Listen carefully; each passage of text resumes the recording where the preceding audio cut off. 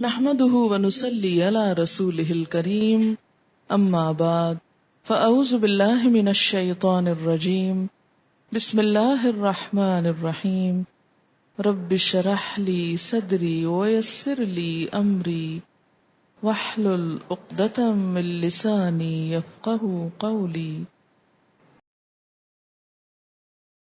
ولما توجہ تلقاء مدین، مدین کی طرف چل پڑے. تو جب مدین کا رخ کیا، توجہ کا لفظ وجہ سے، وجہ چہرے کو کہتے ہیں، رخ کیا. اور مدین کہاں ہے؟ خلیج عقبہ کے مغربی ساحل پہ، یعنی بالکل اپوزٹ ڈائریکشن پہ.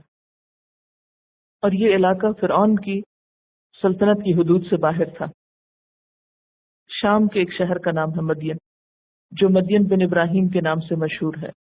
کہتے کہ اس جگہ کو بھی ابراہیم علیہ السلام کے ایک بیٹے مدین یا مدیان نے آ کے آباد کیا. جو ہی اس طرف رخ کیا، قال، بولے، عسى ربی ان یہدینی سواء السبیل، مجھے امید ہے کہ میرا رب مجھے سیدھے رستے پہ ڈال دے گا. کیا توکل ہے نا رب پہ. کوئی پتہ نہیں کہاں جانا ہے، کوئی ایڈریس پاس نہیں، کوئی سواری نہیں، کچھ نہیں. مجھے یقین ہے میرا رب مجھے سیدھا راستہ دکھائے گا. کیوں ہے یہ اعتماد اور بھروسہ رب پر؟ کیوں ہے اتنا کانفیڈنس؟ اس لیے کہ محسن ہے، مخلص ہے. اور پھر تعلق باللہ ظاہر ہوتا ہے نا، پھر اللہ پر بھروسہ، اللہ کا سہارا، اللہ کی طرح متوجہ، کچھ خبر نہیں کسی فیوچر کی. اور واقعی یہ دعا پوری بھی ہوئی. کیسے؟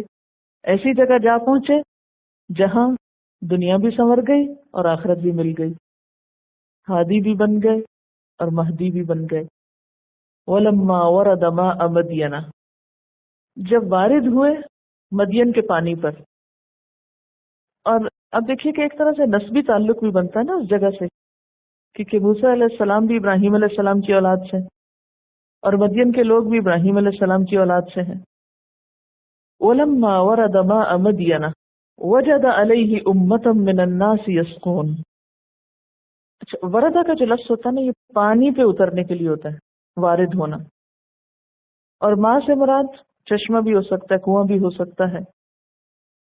جب پانی پہ پہنچے تو وہاں ایک امت یعنی ایک گروہ کو، ایک بڑا ہجوم اور بھیڑ، یعنی لوگوں کے گروہ کو یا امت سے تعبیر کیا، اور امت لوگوں کی ایک بڑی تعداد کے لیے بولا جاتا ہے. تو دیکھا کہ پانی کا کوئی چشمہ ہے یا کنواں ہے، لیکن ایک ہجوم ہے وہاں پر لوگوں کا. کیا کر رہا تھا وہ ہجوم؟ امتم من الناس یسقون، پانی پلا رہا تھا. وَوَجَدَ مِن دُونِهِمْ، اور ان سے ہٹ کر اس نے پایا امرأتین، دو عورتوں کو، تذودان، جو روکے ہوئے تھیں، ہٹا کے رکھے ہوئے تھیں. زال و دال، زود کہتے ہیں جانور روک کر کھڑے ہونے کو، ہنکانا اور دور کرنے کے معنوں میں آتا ہے.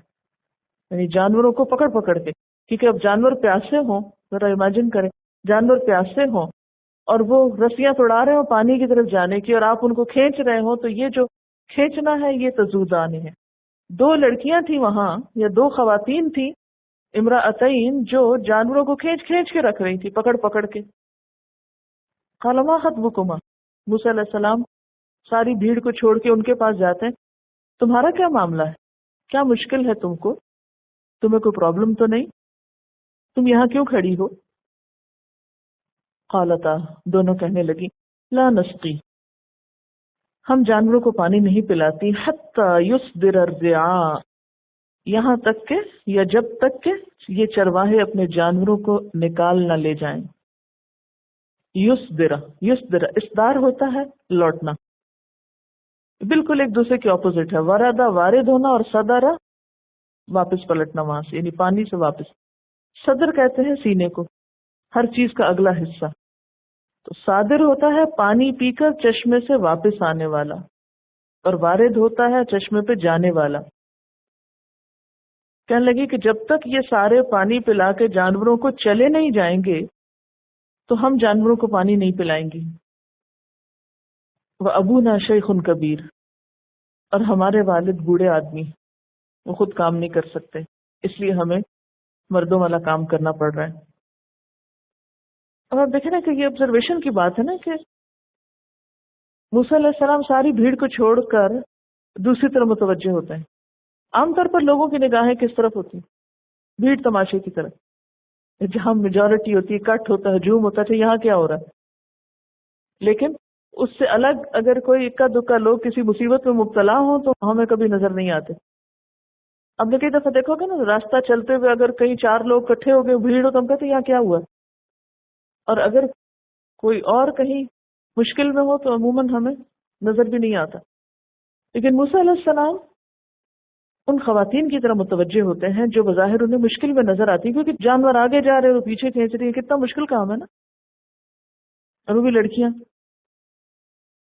اس سے کیا پتہ چلتا ہے کہ عورت اس دور میں بھی کام کرتی تھی. حتی یصدر الرعاء وابونا شیخ کبیر. لیکن یہاں ان کے کام کرنے کی ریزن تھی کہ کوئی کمانے والا مرد نہیں ہے، باپ بوڑھا ہے. عورت اور مرد کا دائرہ کار الگ الگ ہے، لیکن مجبوراً عورت گھر سے نکل کر کام کر سکتی ہے، لیکن اپنی حدود کے اندر رہ کر. فسقا لہما. موسیٰ علیہ السلام نے آگے بڑھ کے ان کے جانوروں کو پانی پلا دیا. ثم تولی الی الظل. پھر سائے کی طرف ہٹ کے کھڑے ہو گئے. اب آپ دیکھیے کہ موسیٰ علیہ السلام کا یہ طرز عمل کس قسم کا ہے نا. پہلی بات یہ کہ ضعیفوں کی مدد کرتے ہیں، یہ سنت انبیاء ہے. دوسری بات یہ کہ بوقت ضرورت عورت سے بات کرنے میں مذائقہ نہیں. اگر ایک مرد کہیں جا رہا ہے اور کوئی عورت مصیبت میں کھڑی ہے تو وہ کہے نہیں چونکہ یہ عورت ہے اس لیے میں اس سے بات نہیں کروں گا، نہیں. اور پھر یہ کہ کام کر کے گپ شپ نہیں شروع کر دیتے. عام طور پر ہمارے ہاں کیا ہوتا ہے کہ اگر کوئی مرد کسی عورت کی کسی مشکل میں مدد کر دے تو پھر اس سے وہ گپ شپ کی توقع تو ضرور رکھتا ہے کہ یہ شکریہ ادا کرے اور یہ کچھ جواب میں کٹسی دکھائے. یعنی کسی نہ کسی شکل میں اگر کچھ مال نہ بھی ملے تو اس عورت کی توجہ حاصل کرنے کے لیے ضرور کچھ نہ کچھ ڈیمانڈ کریں گے. لیکن موسیٰ علیہ السلام کا کردار کیا نظر آتا؟ پانی پلایا اور اس کے بعد فسقا لہما ثم تولی الی الظل. اپنا کام کیا اور ہٹ کے سائے میں کھڑے ہو گئے. یہ ہے انبیاء کی سنت، ان کا طریقہ. فقال. کہنے لگے رب انی لما انزلت الی من خیر فقیر. پروردگار جو خیر بھی تو مجھ پہ نازل کر دے میں اس کا محتاج ہوں. انسانوں سے صلہ نہیں چاہتے، انسانوں سے توقع نہیں رکھتے کہ اچھا میں نے اب ان کی مدد کی، اب دیکھتے ہیں یہ میری کیا خدمت کرتی ہیں اور مجھے. حالانکہ کتنے مجبور تھے. ان لڑکیوں سے بڑھ کر تو موسیٰ علیہ السلام خود اس وقت ضرورت مند تھے کسی مدد کے. انتہائی شدید ضرورت میں بھی، انتہائی مشکل وقت میں بھی وہ ان سے صلہ نہیں چاہتے، ان سے اجرت نہیں چاہتے، ان سے کوئی توقع نہیں رکھتے، ان کا پیچھا نہیں کرتے. فوراً اللہ سے مانگتے ہیں. نہ کچھ کھانے کو ہے، سفر کی تھکاوٹ ہے، بھوک سے نڈھال ہیں، معلوم نہیں کتنے دن لگے اس سارے سفر میں، لیکن راستے میں جو نیکی کا موقع ملا اس کو کیا. اور پھر اپنے رب سے دعا کی کہ یا اللہ میں خیر کا محتاج ہوں. اور خیر کا اطلاق کس پہ ہوتا ہے؟ خیر کا لفظ قرآن پاک میں نیکی کے لیے بھی استعمال ہوتا ہے، مال کے لیے بھی استعمال ہوتا ہے. وَإِنَّهُ لِحُبِّ الْخَيْرِ لَشَدِيدٌ. کہ وہ خیر کی محبت میں بہت شدید ہوتا ہے. تو یہاں پر جب انہوں نے خیر کا لفظ بولا تو ایک بہت جامع لفظ تھا. اس میں کھانا، مال، گھر، شیلٹر، ہر چیز آ جاتی.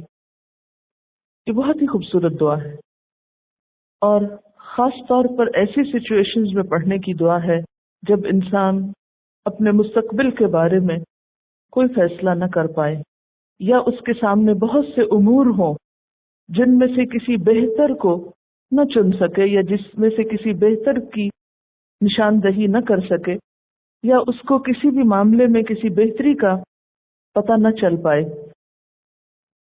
یعنی ایک ہی وقت میں بہت سی آپشنز ہوں آپ کے سامنے یا کوئی بھی آپشن نہ ہو.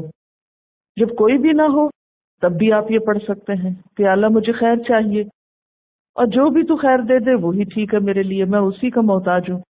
یا میں ہر خیر کا دوسرے لفظوں میں کہیے کہ محتاج ہوں.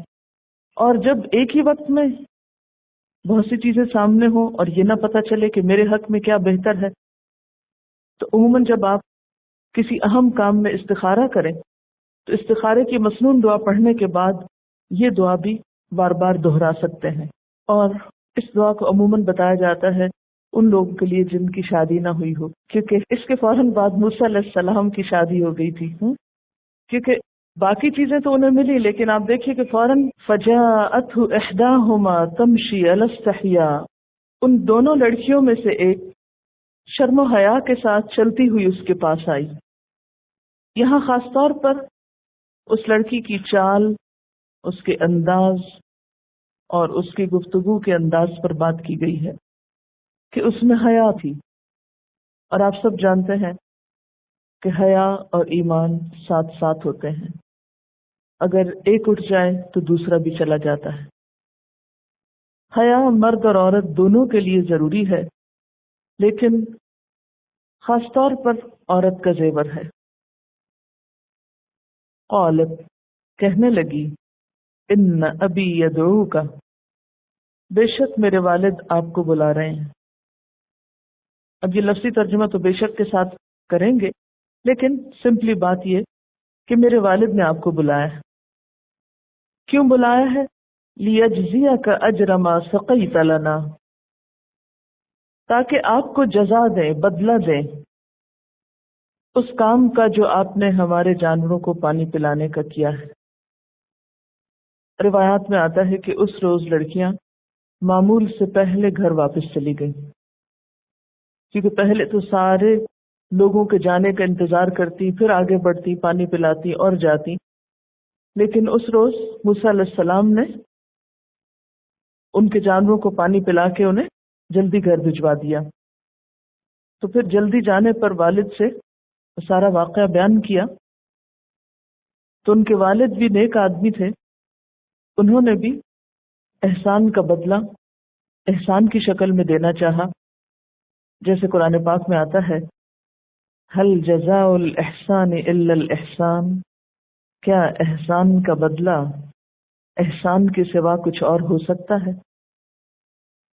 اللہ تعالیٰ کے جو احسانات ہیں ان کے بارے میں بھی انسان کا رویہ کیا ہونا چاہیے کہ جواباً نیکی کا رویہ اور نیکی کا طریقہ اختیار کرے.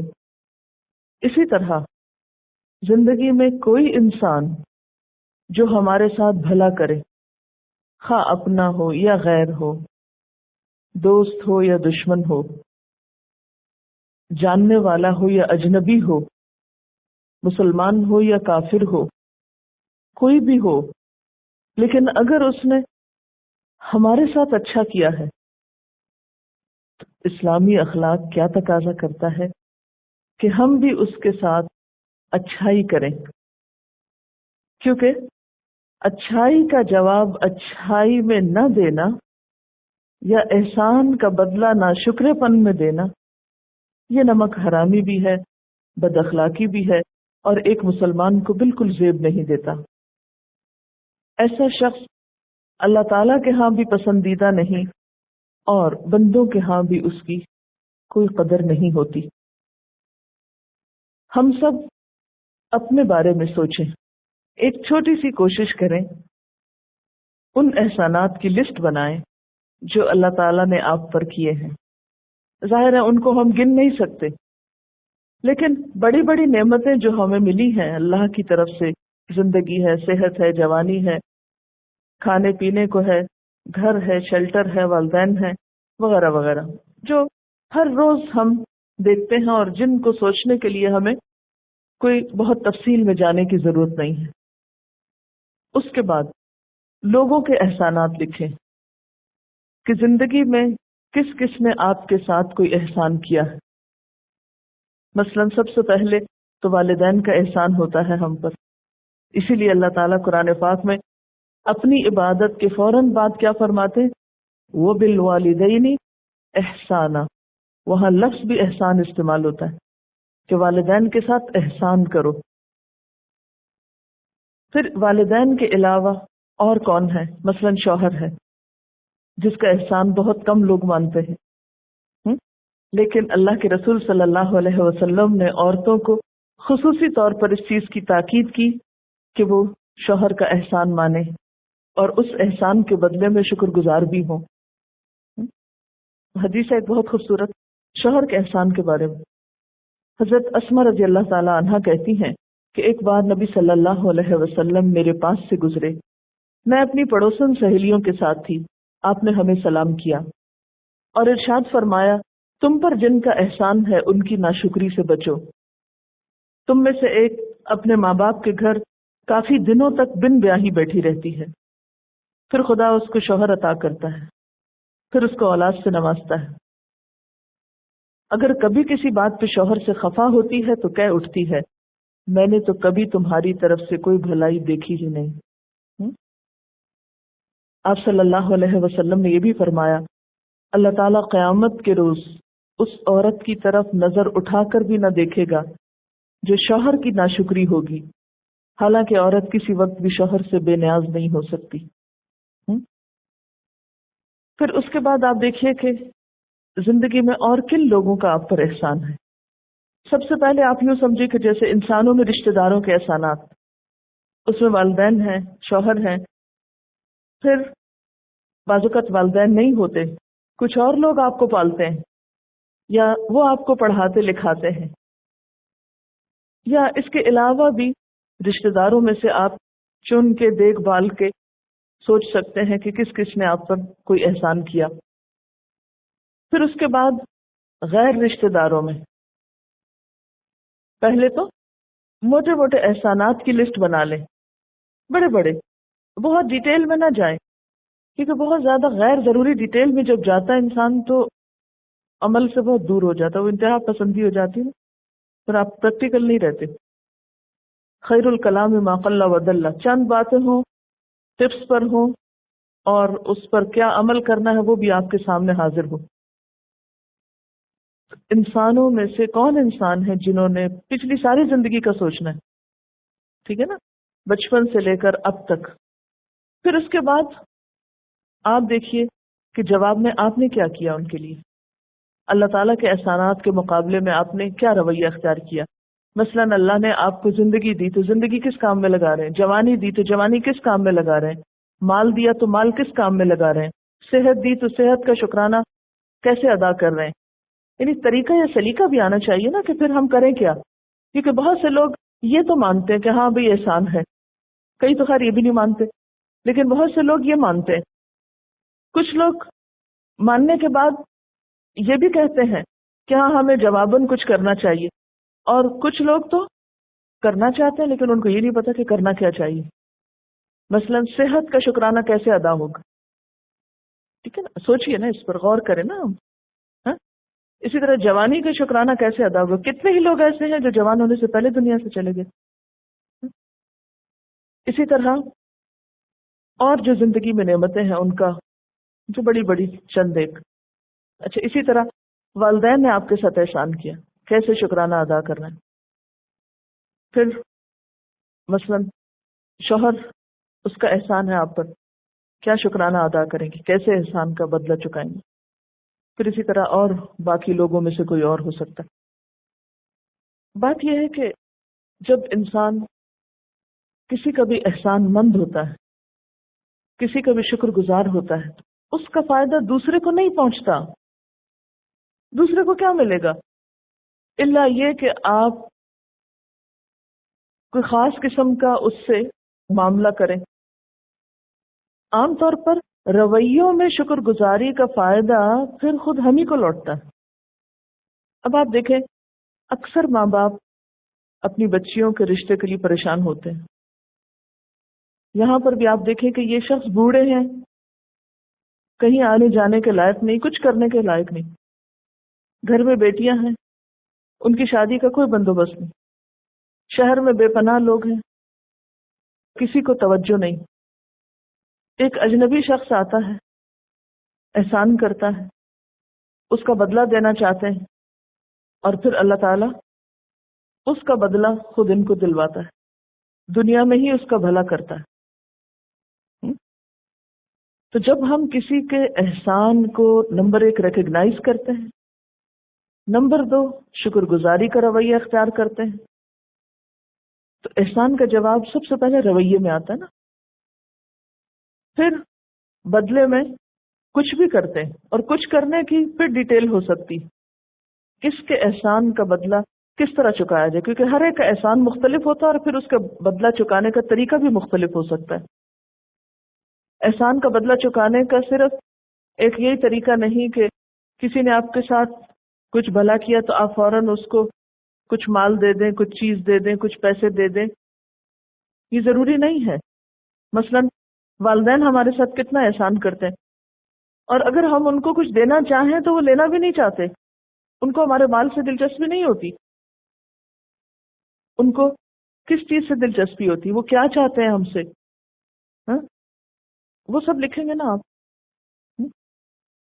تو اسی طرح مثلا آپ دو لوگ ساتھ ساتھ بیٹھے ہوئے ہیں، ایک کا پین کام نہیں کر رہا، دوسرے نے فوراً پین نکال کے دے دیا، یہ احسان کیا نا اس نے اس کو۔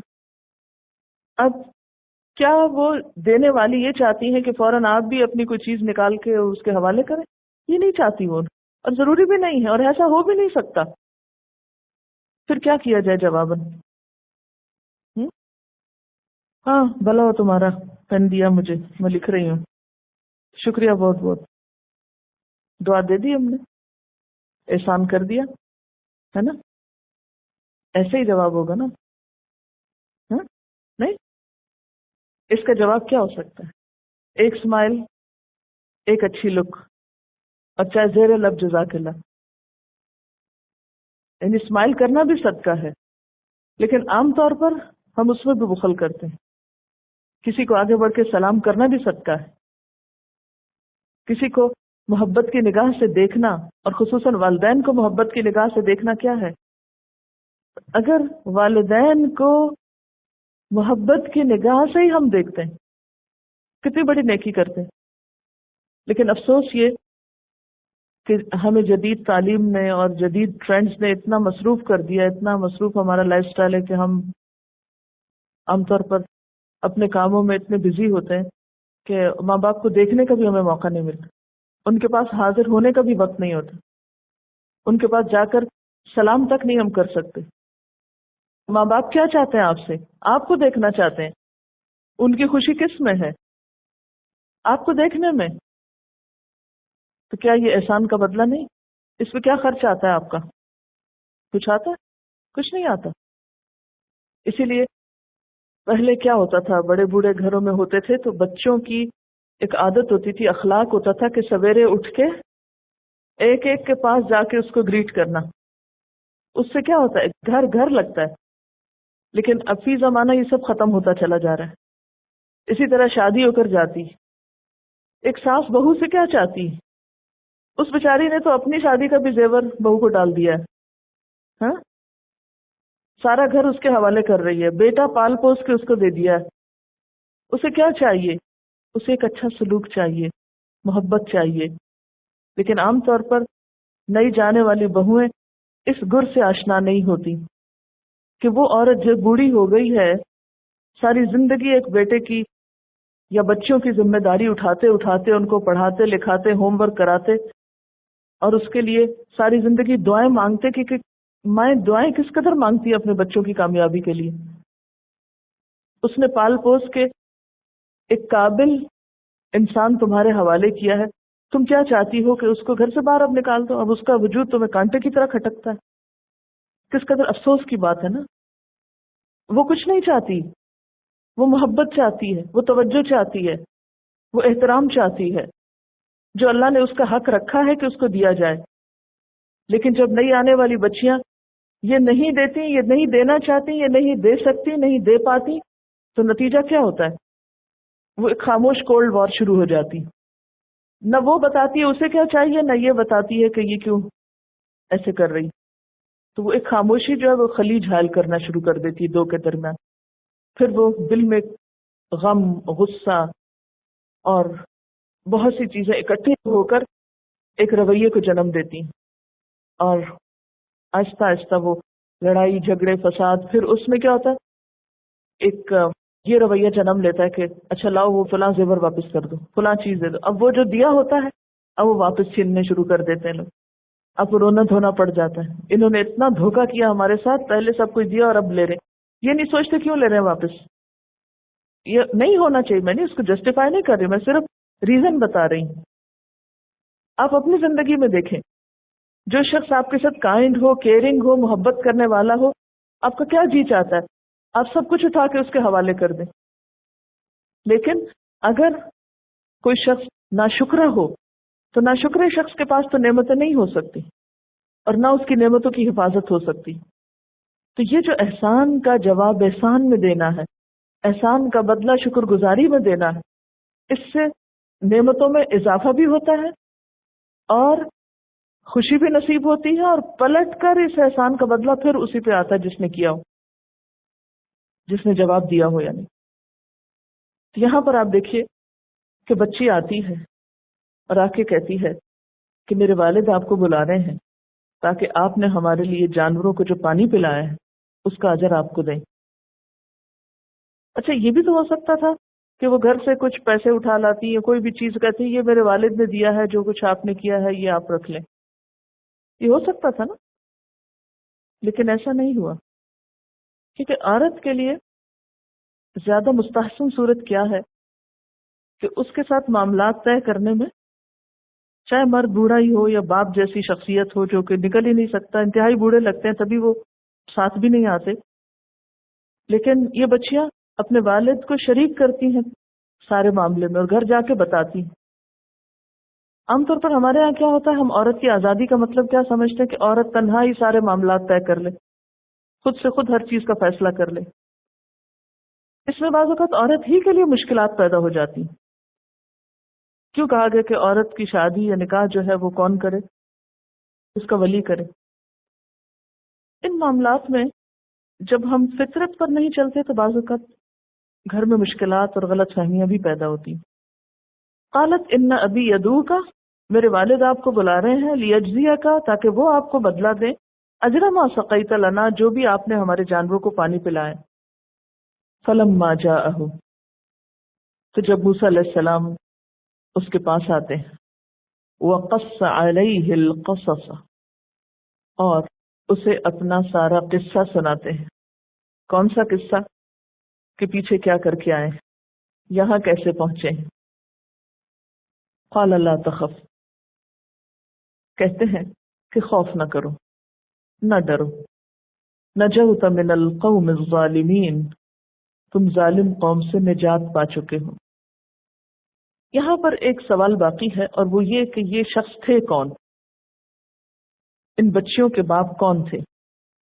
قرآن پاک میں تو ہمیں کوئی صراحت نہیں ملتی کہ کون تھے، لیکن مفسرین کی اکثریت اس سے مراد شعیب علیہ السلام کو لیتی کہ یہ اللہ کے نبی شعیب علیہ السلام تھے جو اہل مدین کی طرف مبعوث ہوئے تھے. امام شوکانی نے بھی اسی رائے کو ترجیح دی. امام شوکانی مفسر ہیں، جیسے ابن کثیر ہے نا ایسے امام شوکانی بھی ہیں، لیکن ابن کثیر اس سے اختلاف کرتے ہیں. وہ کہتے ہیں کہ حضرت شعیب علیہ السلام کا زمانہ نبوت حضرت موسیٰ علیہ السلام سے بہت پہلے کا ہے، یعنی وہ بہت پہلے گزر چکے ہیں. اس لیے یہ شخص ان کی امت میں سے ہو سکتے ہیں یا ان کی اولاد میں سے ہو سکتے ہیں یا پھر کوئی بھی اور شخص ہو سکتا ہے. قال لا تخف نجوت من القوم الظالمین، تم ڈرو نہیں، اب تم ظالموں کی دسترس سے باہر ہو، کیونکہ مدین میں فرعون کی حکومت نہیں تھی. وآخر دعوانا ان الحمد للہ رب العالمین. سبحانک اللہم وبحمدک نشہد ان لا الہ الا انت نستغفرک ونتوب الیک. السلام علیکم ورحمۃ اللہ وبرکاتہ.